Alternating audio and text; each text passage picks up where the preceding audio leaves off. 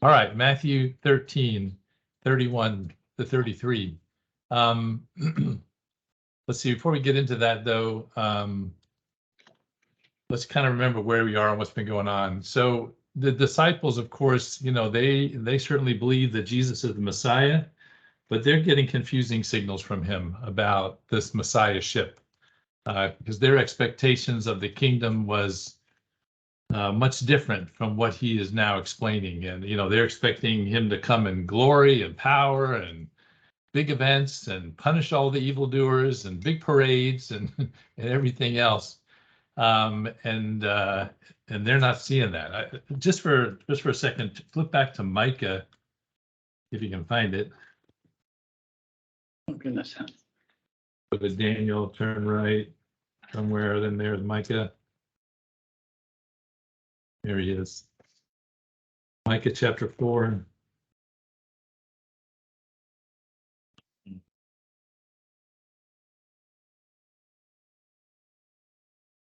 Micah chapter 4, verse 1 says, "Now it shall come to pass in the latter days that the mountain of the Lord's house shall be established on the top of the mountains, and shall be exalted above hills, and the peoples shall flow to it. Many nations shall come and say, Come, let us go up to the mountain of the Lord, to the house of God of Jacob. He will teach us his ways, and we shall walk in his paths.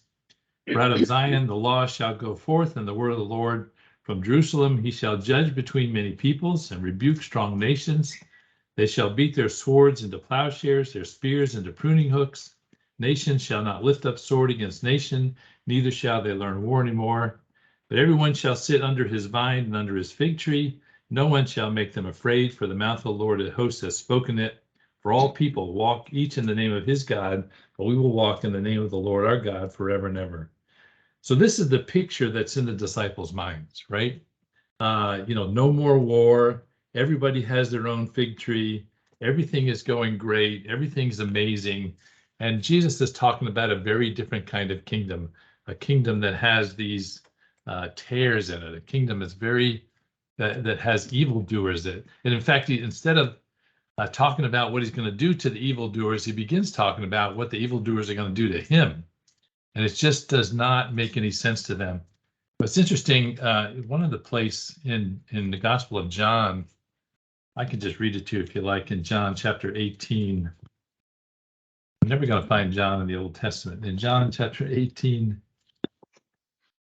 verse 33, we have this interesting conversation that he has with Pilate, right?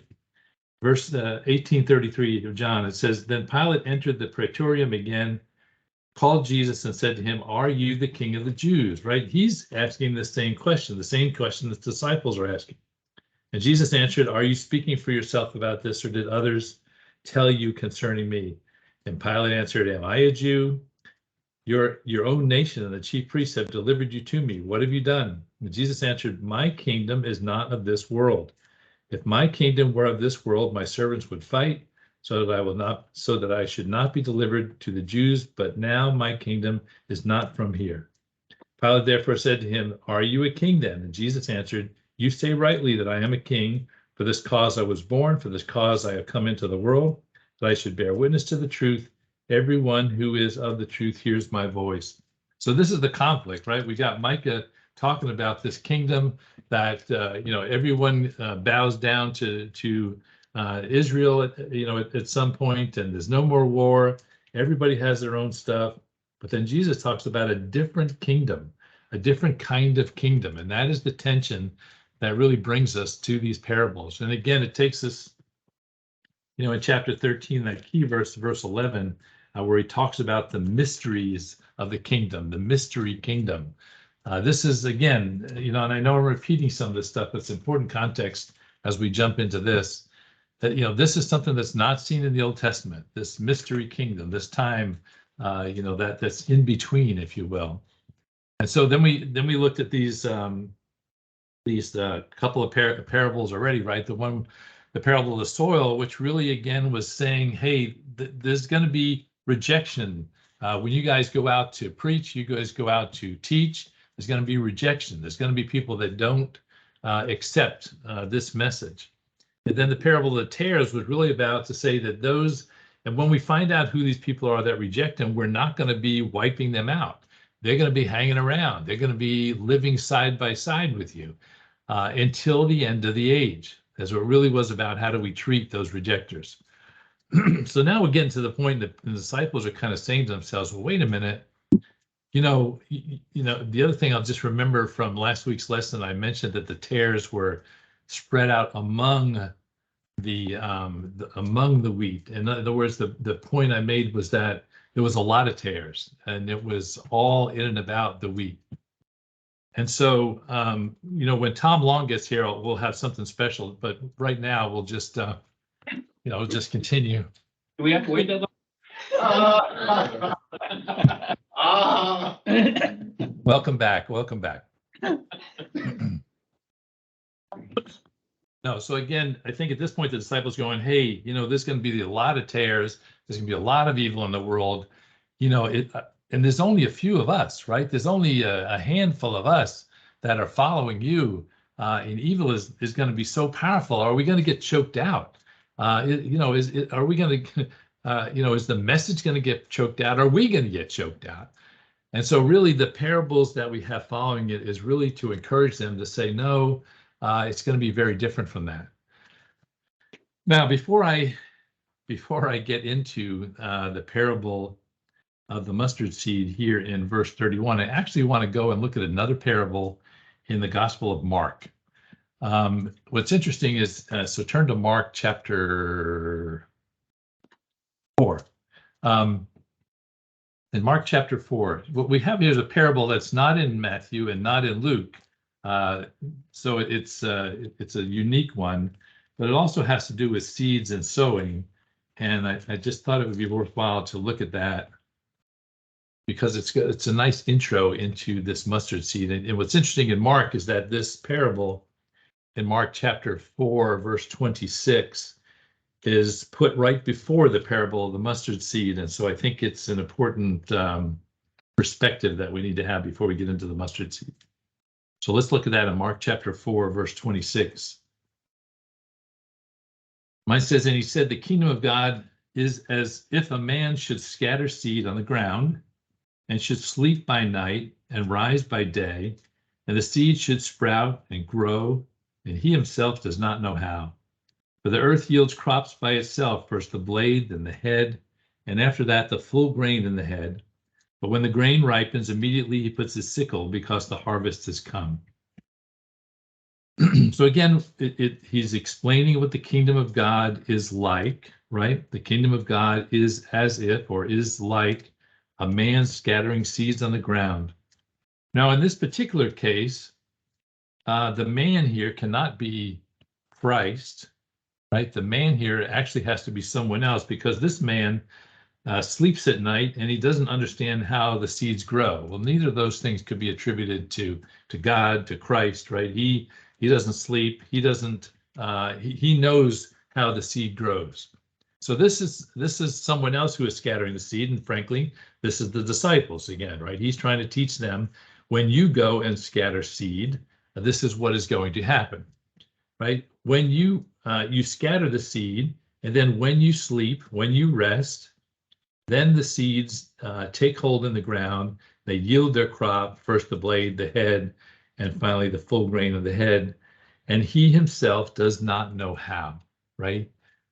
Again, I think this is the message he's trying to get across here is that there is a part that we play in the sowing of the seed, but there's a part that God plays in actually the growing of the crop, right?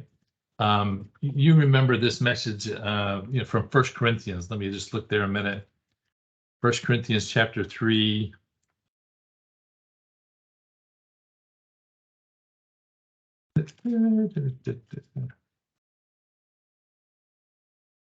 First Corinthians 3, verse 5. Paul speaking, it says, who then is Paul and who is Apollos, but ministers through whom you believed, as the Lord gave to each one. I planted, Apollos watered, but God gave the increase. That's the key message. So then neither he who plants is anything, nor he who waters, but God who gives the increase. that he who plants and he who waters are one, and each one will receive his own reward according to his own labor. So what's amazing here is that God gives us the opportunity to participate in this crop growth, right? In the message of salvation, in helping people to come to Christ. Well, we got to recognize that our job is to plant, is to sow seeds, right? Maybe somebody else waters, but God is the one who actually does the work. God is the one who actually grows the seed, who makes that seed and changes it into something that's incredible.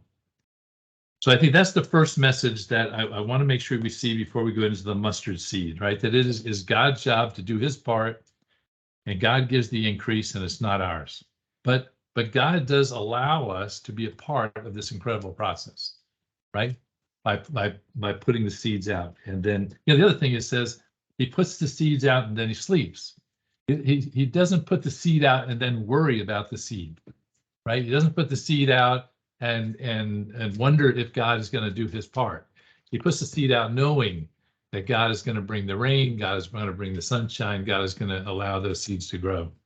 And I think there's a message in there for us as we speak to others about Christ, and then we're in a worry state. That's not our job. Our job is to leave that in God's hand. He has his job to do. All right. Having said all that, let's now go back to Matthew and let's look at the mustard seed.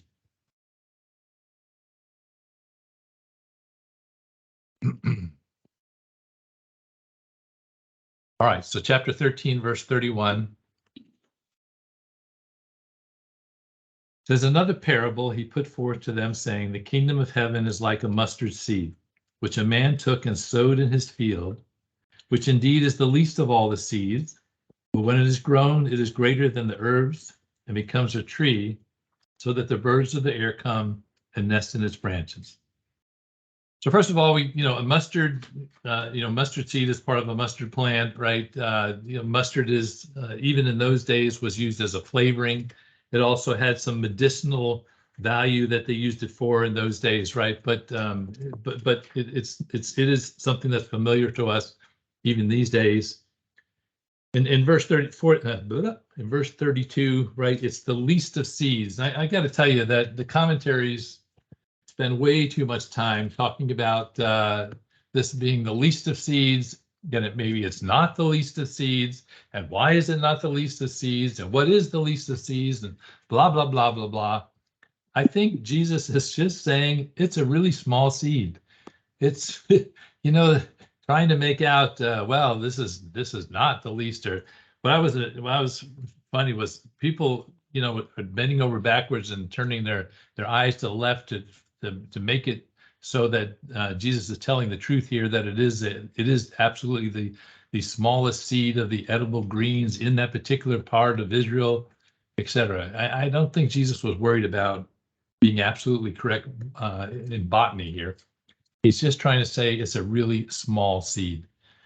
He uses the same example. If you go back, look at Matthew chapter 17 a minute. Matthew 17, verse 20.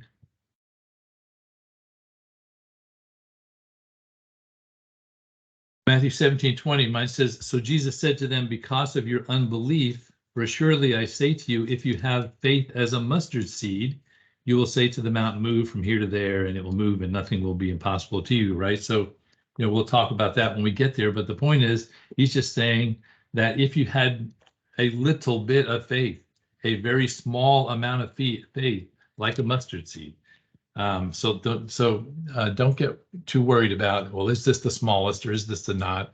I think Jesus's point was it's a very, very small seed.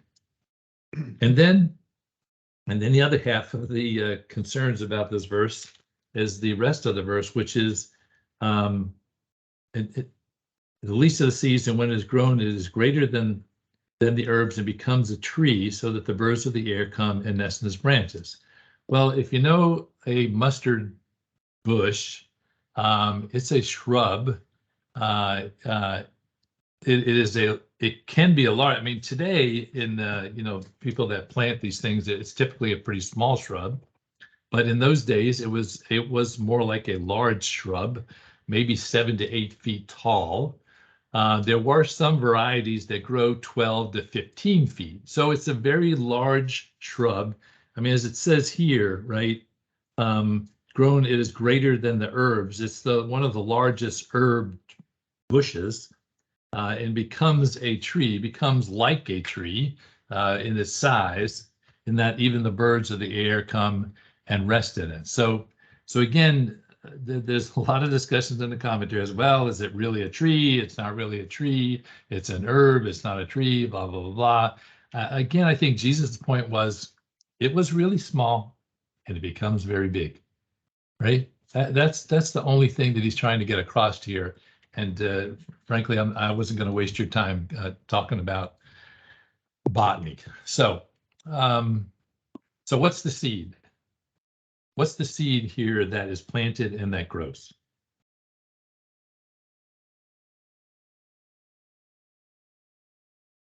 Our faith in Christ, Gospel? our relationship. Yeah. What'd you say, Tim? I didn't hear you. So not so much our faith, but the faith in Christ, Mhm. or someone said the gospel. Yeah, there's again, there's a lot of different interpretations of what the seed is, to be honest. So I wasn't expecting a clear answer there, because yeah, it's the gospel, but also it's the church, or the results of the gospel, if you will, right? Or right, it's the disciples, the church. And so part of what we had in the parable that we looked in Mark, there's no doubt that seed is talking about planting the seed of the gospel in an individual and having it grow in that individual, right, to salvation. That is clear in Mark. Now in the mustard seed, he's really talking about a larger picture.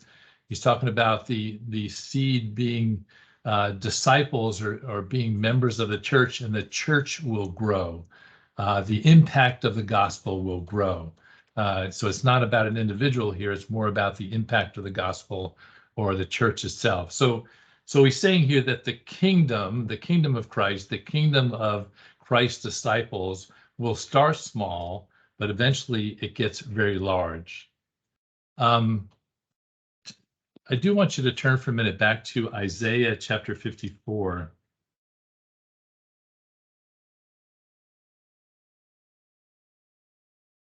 Isaiah chapter 54.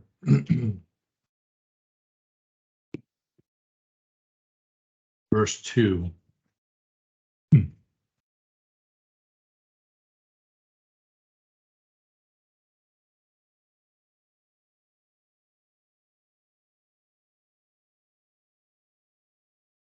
Isaiah 54, verse 2. It says, enlarge the place of your tent, and let them stretch out the curtains of your dwellings.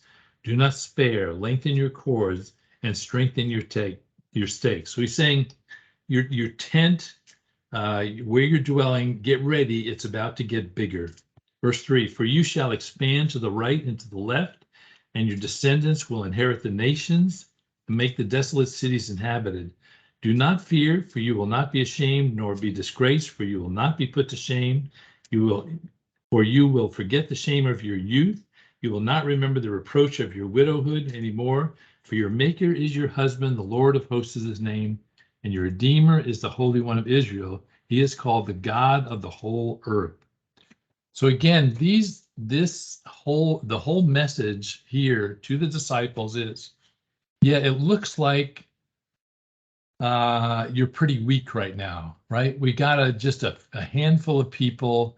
They're not very educated. They don't have a lot of influence, but I'm telling you, your king is the God of the whole earth. And this kingdom is going to grow to have that kind of influence over time. It's meant to encourage the disciples. Now, not only does it grow over time, it really grows into the millennial kingdom, right? That is the end result of this growth, this end result of this beginnings that they are seeing. And so again, I think Christ is trying to encourage them to say, hey, don't I know you're being persecuted now. I know things are tough right now, but what you're doing is going to have a massive impact, not only physically in this world, but on into the millennial kingdom. It's going to smart. It's going to start small, but it's going to end massively big. Now, the other thing I just want to mention is look at that last phrase in verse 32. So that the birds of the air come and make nests in its branches. Now, there's no question that one of the reasons he says that is just to say, hey, it's going to be big. It's going to be big enough that even birds can nest in its branches. He's saying that, you know, again, he's just saying it's going to be big in the end. He's trying to get it's going from something very small to something very big. However, think about the tree. The birds, why are the birds there? The birds are there because they have some place to nest. They have some protection. They have some security. I want to go back and look at a couple of Old Testament passages and make a connection here that I think that Jesus is making. So I want you to go back to our friend Daniel, chapter 4.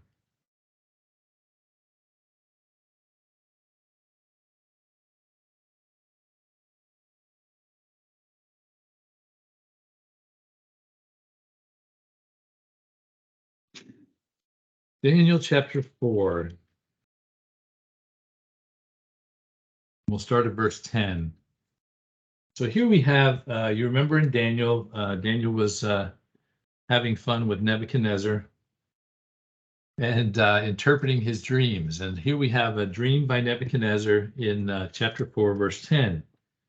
It says, "These were the visions of my head while I was on my bed. I was looking, and behold, a tree in the midst of the earth, and its height was great. The tree grew and became strong. Its height reached to the heavens. It could be seen to the ends of the earth. Its leaves were lovely, its fruit abundant, and in it was food for all. The beasts of the field found shade under it. The birds of the heavens dwelt in its branches, and all flesh was fed from it." So here you have this vision that Nebuchadnezzar has. He calls in Daniel to interpret, and if you go over to verse 20, we see his interpretation of the dream. In verse 20 says, "The tree that you saw, which grew and became strong, whose height reached to the heavens, which could be seen by all the earth." This is a big tree, by the way, right? It reached to the heavens, and the tree could be seen by all the earth. Anyway, verse 21, "Whose leaves were lovely, and its fruit abundant, in which was food for all, under which the beasts of the field dwelt, and whose branches the birds of the heaven had their home. It is you, O king, who have grown and become strong, for your greatness has grown and reaches the heavens, and your dominion to the end of the earth." So here we see Daniel interpreting Nebuchadnezzar's dream of this tree, this strong tree in which the birds nest, and he's saying that you, O king, are that tree. You as king have that tree, and these birds are going to be in their nests within that tree. Now, one thing so what is the picture that Daniel's actually drawing for Nebuchadnezzar?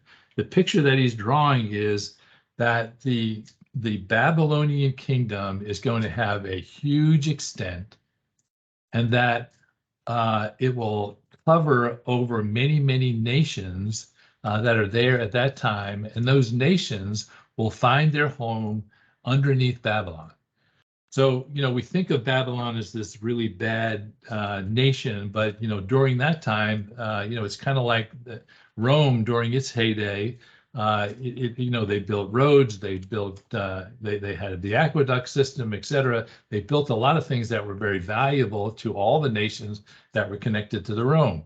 Same thing with Babylon, right? They had a system of trade.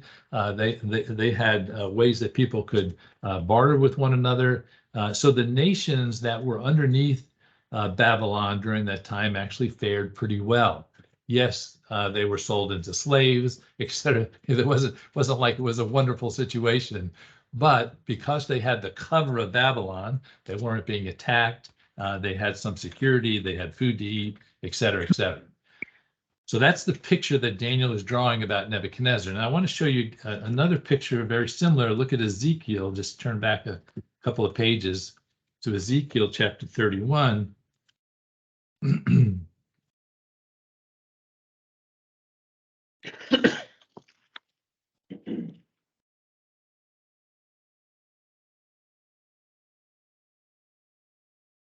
Ezekiel chapter 31, pick up at verse 3. So here we have Ezekiel talking about Assyria, right? And that, again, one of those large nations. It said Assyria was a cedar in Lebanon with fine branches that shaded the forest and of high structure, and its top was among the thick boughs. The waters made it grow. Underground waters gave it height. With their rivers running around the place, there were planted and sent out rivulets to all the trees in the field. Therefore, its height was exalted above all the trees of the field. Its boughs were multiplied. Its branches became long because of the abundance of water as they sent them out. All the birds of the heavens made their nests in its boughs. Under its branches, all of the beasts of the field brought forth their young, and in its shadow, all great nations made their home.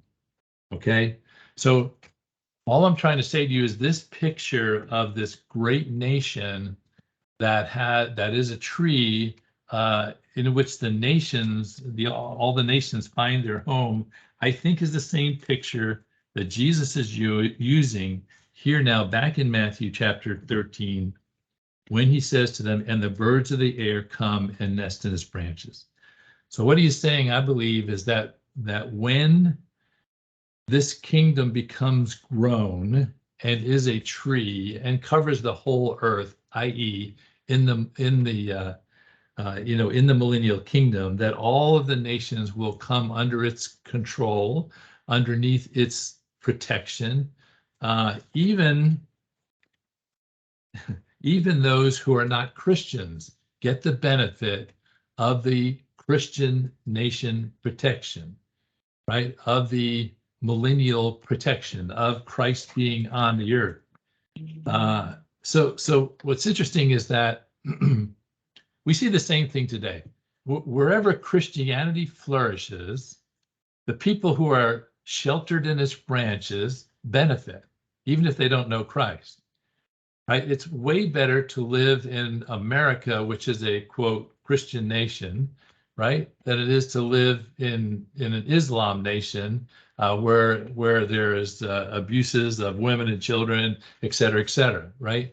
Because of our Christian heritage and the understanding of right and wrong, the dignity of life, education, et cetera, even the non-Christians enjoy the benefits, enjoy living in that tree that is brought up based upon those principles. Now, as the tree gets sick, as the influence of Christianity go down, then the whole society falls apart. And you know what I'm saying, right? This is what's going on today, right? Because what was a Christian nation is now much less so.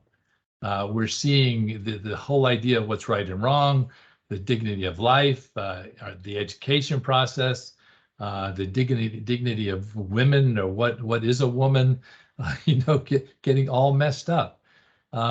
So that's kind of an aside. The point that he's trying to make is when this kingdom comes in fullness, that all nations can live underneath its branches and be protected simply because Christ is ruling.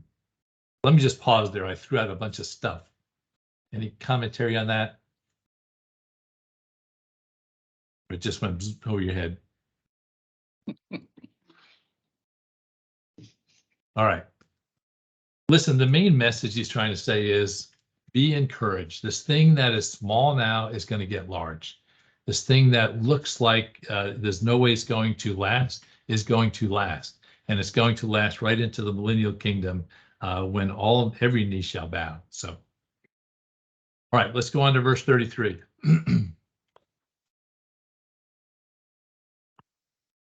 Another parable he spoke to them. The kingdom of heaven is like leaven, which a woman took and hid in 3 measures of meal till it was all leavened. So that's the whole parable. So first of all, It was hidden in 3 measures of meal. Does anybody have a translation of how much meal that is? 60 pounds of flour. It's 60 pounds of flour. 60 pounds of flour. So any of you who have made bread know 60 pounds of flour, that's going to be a massive amount of flour. What's interesting is this appears to be the normal amount of flour that they use to make bread. If you go back in the Old Testament, it's cited several times that they had 3 measures of flour in order to make their bread. In fact, when you remember when the angels came to see Abraham, Sarah came out, at first was talking to them, but then ran back into the tent and said, "I'm going to go, make some food for them." And it said that she got 3 measures of flour in order to make bread for these 2 angels. They must have been big eaters. But anyway, so it's a large amount of flour. And again, in Jesus's mind, I believe he's just trying to say it's big, like the tree was big, right? As compared to the leaven, which is small. Now, the leaven, for those of you, some of you let's see. Does some of you say yeast in the scripture? Yeah. I mean, it actually says leaven and not yeast. So in those days, leaven was kind of like a starter. For those of you who've during the pandemic have started making bread, it's that starter that you put into the bread in order to replicate it. That's exactly what leaven is in those days. They would take some of the bread that was made, they would let it set aside, they would let it ferment, and then that would be used in order to start the next set of bread. So this leaven is some part of that fermented bread that they've had around. They're putting it into the dough. So again, it's saying that the kingdom of heaven is like leaven, which a woman took and hid in this large amount of dough or flour or meal until all of it was leavened. So the main message here is that this little bit of leaven leavens the whole thing. It only takes a little bit. It only takes a small amount. Notice that it said that she hid it in the meal. She put it in there deep. You know those of you who have made bread or seen your family make bread, right? There's the putting in the stuff, and then there's the pounding of the bread and folding it over and pounding it again. She hid it way into the bread such that it was leavened throughout all of the bread. So the main message here again is very similar to what we have in the mustard seed, and that it's something small that grows into something big. Here we have it's something small that the power is very big, right? The power of the leaven influences all of the bread. No matter how small it is, the influence is very large. The leaven. So what is the leaven here? What's Jesus saying the leaven is?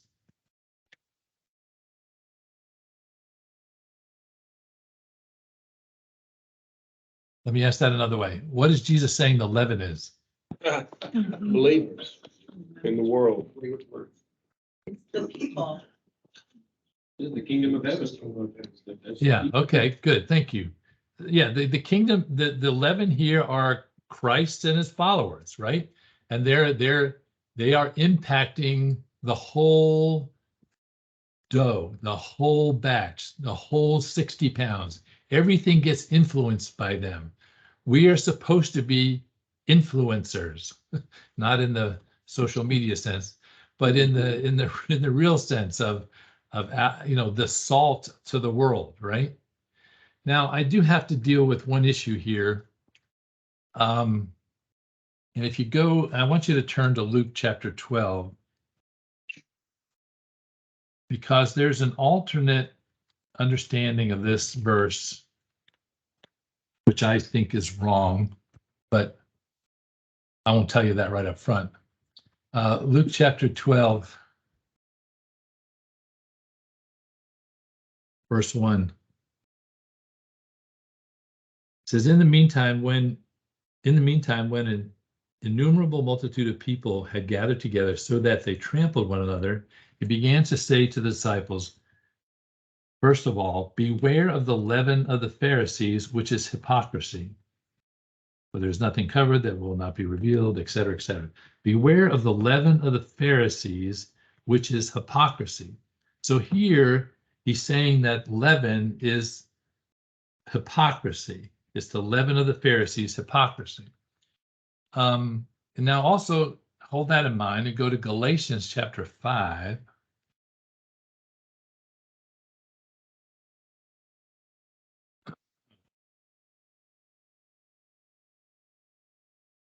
Galatians 5, verse 9.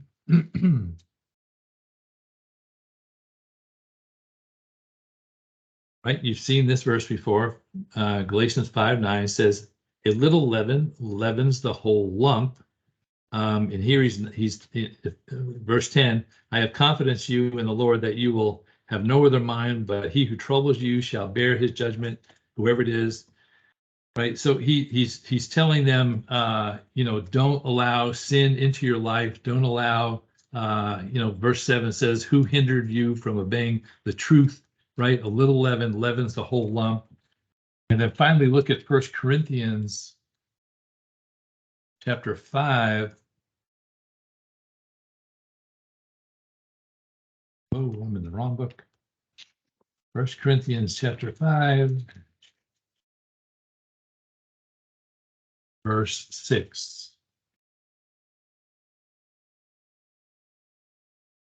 5 verse 6, "Your glorying is not good. Do you not know that a little leaven leavens the whole lump?" So the phrase "a little leaven leavens the whole lump," obviously that's just a phrase that was a phrase that was used, what's it called?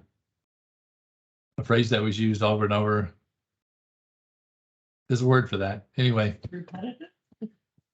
Anyway, it was known throughout Israel. It was a statement that they would say, right? A little leaven leavens the whole lump. The point here is that about the leaven was that leaven is something that infiltrates, right? Leaven is something that, when you put in a little bit and it influences everything. So the issue that the commentaries have for an alternate interpretation here of our passage in Matthew is every other place in the New Testament, when it talks about leaven, is talking about evil, right? That evil is infiltrating, evil is influencing, evil, that it's referencing evil when it talks about. So they would interpret this verse to say, well, what they're saying here is that the kingdom of heaven is like leaven, is like evil, that it gets into the world and makes the whole world evil. I just have trouble with that. It doesn't make any sense to me. But if you want to look into that more, feel free. But that the point of the leaven is simply it's something that permeates, right? Leaven is an analogy of permeation. And he's saying in this case, it's good that permeates, where in the other cases, it's bad that permeates. In fact, if you kept your finger in 1 Corinthians, which I didn't, go back to a minute to read the rest of the verse. It's kind of interesting. 1 Corinthians chapter 5, verse 6, right? I read, "Your glorying is not good. Do you not know that a little leaven leavens the whole lump? Therefore, purge out the old leaven, that you may be a new lump, since you truly are unleavened. For indeed Christ our Passover was sacrificed for us. Therefore, let us keep the feast, not with old leaven, nor with the leaven of malice and wickedness, but with the unleavened bread of sincerity and truth." So the analogy he's trying to make here is all the way back to the Passover, right? The Passover, let's remember the Passover. The Passover was a feast to remember the Passover, right? When the people were in Egypt and the Pharaoh was coming to kill all the firstborn, and God told them put the blood over the top of the doorposts, and then God will pass over, right?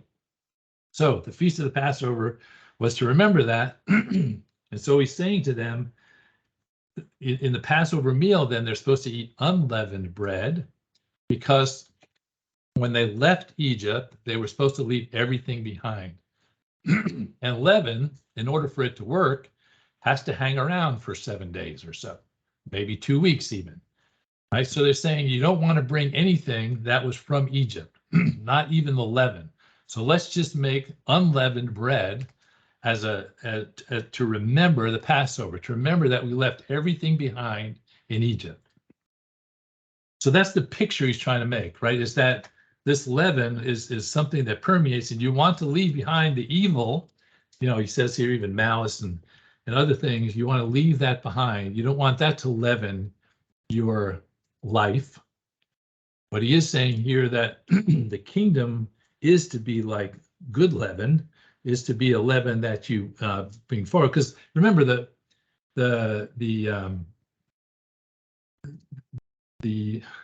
I just lost the word. The Passover is over only 2 weeks. For the rest of the year, they're supposed to use leaven, right? So it's not like they were restricted from ever using leaven. So to think that it was only a negative thing, my point is to think that it's only a negative thing is wrong, right? Leaven here is just about permeation. It's about infiltration, and he's saying the leaven here of the gospel is actually going to go into the whole kingdom and make it all leaven at some point in time. And again, he's talking about the millennial kingdom. At that point in time, all will be leavened. Now, leaven doesn't work unless it is embedded in the dough, right? You can't have leaven sitting on a shelf and go, wow, I wish that dough would really rise, right? I'm going to really pray for that dough sitting over here on the shelf, and I really hope that dough rises over there. That's not the way leaven works. Leaven has to be inserted into the dough. This is all about relationships, right? This is all about the influence that we're supposed to have upon the nations, that we're supposed to have upon others, i.e. the salt of the earth, right? Salt doesn't work by itself on the shelf. It's got to be put on the meat. The leaven touches the dough next to it, et cetera, et cetera. This is a message for us.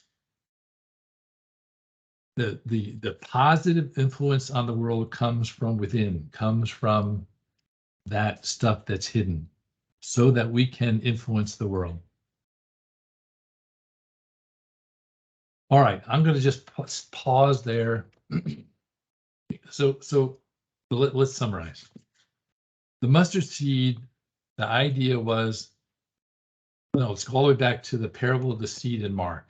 The idea was, right, that this seed that is planted in an individual, we have to do our part and God has to do his part, right? We have to plant the seed and then God helps it to grow. And the mustard seed says that once we get these people in the kingdom, those people are going to grow. The influence of the kingdom is going to be large. We've certainly seen that over history, right? That the history of Christianity is growth into a worldwide religion, still the most popular religion in the world. Now, you look at the lines of Islam versus Christianity, it's not a good trend. And I do wonder in my mind, when that crosses over, could that be the second coming?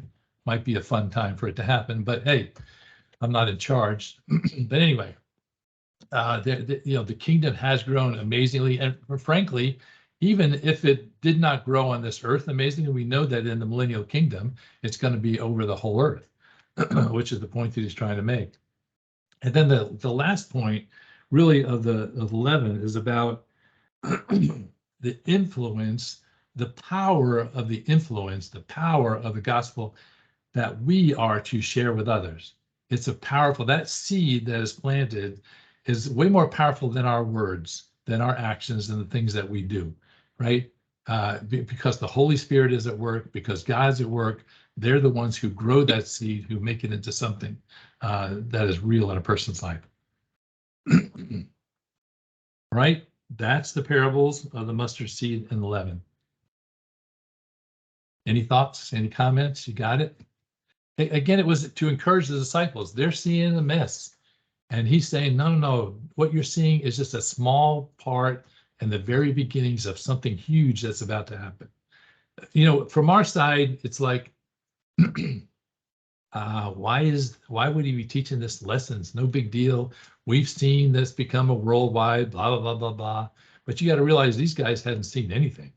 They're just a couple of fishermen, right, who are terrified.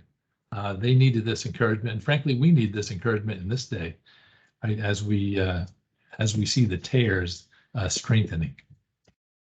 All right. Any other comments or questions before we go to prayer?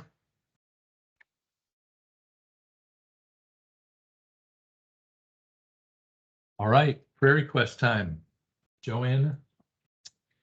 Appreciate your prayers. It's gonna be a crazy month. Mary and Jackson come today and they'll be staying with us for 3 weeks. And while Matt has to work away from home, so just appreciate prayers. He's had croup for a couple of weeks, so he's now finally on a steroid, and Jackson the baby. Jackson has croup, so we'll be doing nebulizer and trying to get, and he's on a steroid, so hopefully it'll do the job and he'll start breathing better and not wheeze. So just busy time, and today we're having family dinner over at Barb's. It's celebrating Kevin's birthday and Rose's birthday, his daughter. So just busy time getting house ready for a baby and family dinner ready. So appreciate your prayers. And we picked half a bushel of crabs yesterday. For Kevin, that's his favorite. I'm is crab exhausted. cakes and crab dishes. So. I should say Joe picked half a bushel of crabs. I'm mostly just tickled. It was fun, but exhausting. All right, around the room. You to turn off your recording. Thank you. Me too, you falling slack today. Two in one day. Jason, I was listening.